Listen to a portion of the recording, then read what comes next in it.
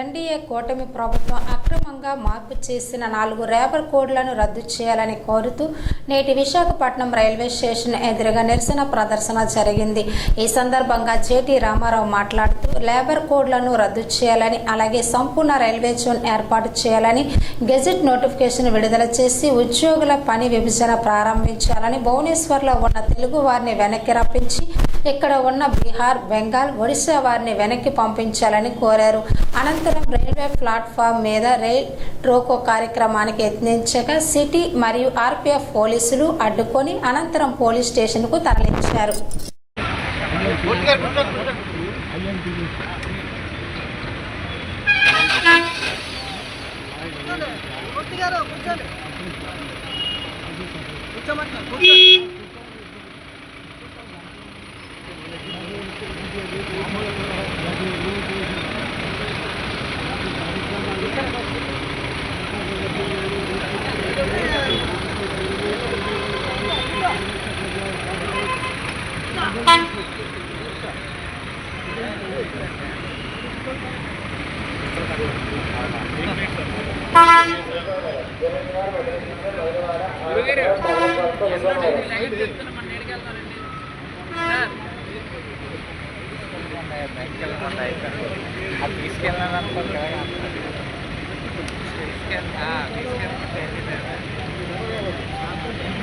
మూర్తి గారు పక్కన కూర్చోలేకపోతే మీరు కూర్చోలేకపోతే నిల్చోండి.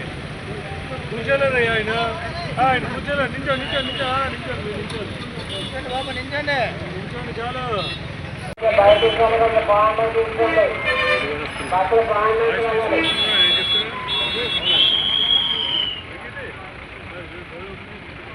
దశాబ్దాల కాలంగా పెండింగ్ లో ఉన్న రైల్వే జోన్ సమస్య ఇప్పటికీ కూడా భూసేకరణ దగ్గరే ఆగిపోతా ఉంది.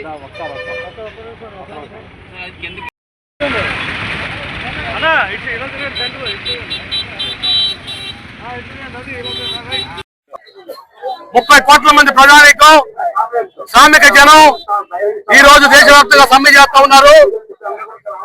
కేంద్రంలో నరేంద్ర మోదీ ప్రభుత్వం బ్రిటిష్ కాలం నుంచి ఉన్న 29 కార్మిక చట్టాలు రద్దు చేసి దాని స్థానే 4 లేబర్ కోడ్లు తీసుకొచ్చి 8 గంటల 12 గంటలు తీసుకుపోవాలని, మహిళలకి అర్ధరాత్రి అపరాత్రులు ఎప్పుడైనా పనిచేయాలని చెప్పి 300 మంది లోపల కర్మాగారాల్లో, కార్ఖానాల్లో ట్రేడ్ యూనియన్ చట్టాలు వర్తించమని చెప్పేసి, కనీస రాత్రి వర్తించమని చెప్పేసి కనీస రాత్రి చట్టాలను రద్దు చేస్తూ యజమాని వచ్చినట్టుగా జీతాలు ఇచ్చుకోవచ్చని చెప్పేసి ఈ విధంగా మొత్తం కార్మిక చట్టాలని నాశనం చేసి కార్పొరేట్ కంపెనీల ముందు దాచోమంటూ కార్పొరేట్ కంపెనీలు ఉడిగించేసే దానికోసం ఈ లేబర్ కోడ్లు తీసుకొచ్చారు. కేంద్ర కార్మిక సంఘాన్ని కూడా ఈ లేబర్ కోడ్లు మాకొద్దు, పాత కార్మికులను కొనసాగించండి, అవసరమైన ఆ చట్టాలను ఇంకా సంఘం చేయండి అని చెప్పేసి కోరుతూ ఈ సమ్మె జరుగుతూ ఉంది. కాబట్టి భారత ప్రభుత్వం, బీజేపీ ప్రభుత్వం దీన్ని హెచ్చరిక అర్థం చేసుకుని ఆ లేబర్ కోడ్లు విత్డ్రా చేయాలని చెప్పి డిమాండ్ చేస్తూ మా పాటు కొనసాగుతూ ఉంది.